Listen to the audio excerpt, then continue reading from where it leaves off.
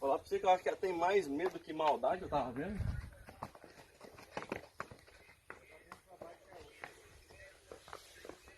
Tem mais vontade de fugir de mim do que a outra.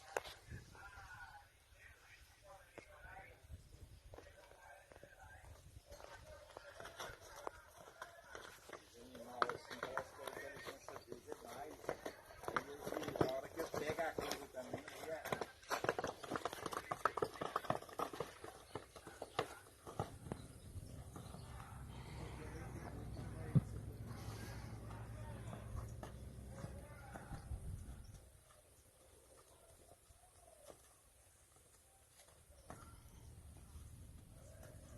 Mas vou contar pra não enrolar muito.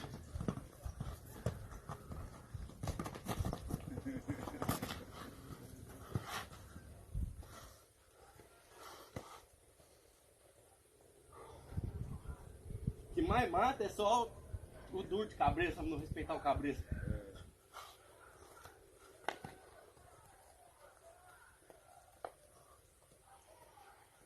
Já tem muita coisinha ainda pra me fazer.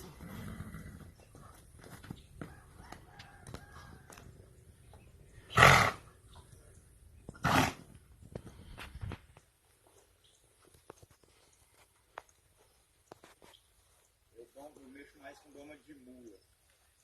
Mas eu domava muitas mulas minhas de pelo, mas eu andei levando as quedas, umas mulas pulando muito, eu perdi, deu um quietada.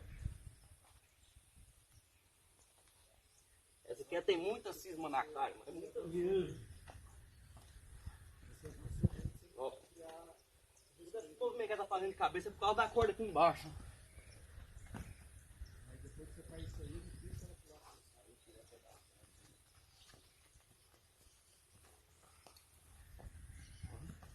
Eu meio muito também, até hoje eu tô dando, vai ter um instrumento mesmo, não. Eu vou marcar um curso de Getúlio aqui pra ele.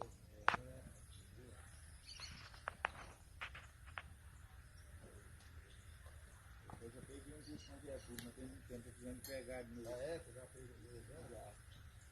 É o boi. Ele é bom pra mexer, né?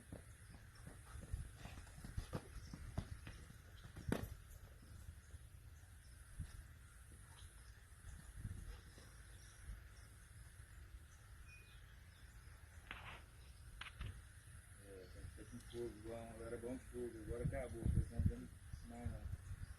Uma canseira, um suador.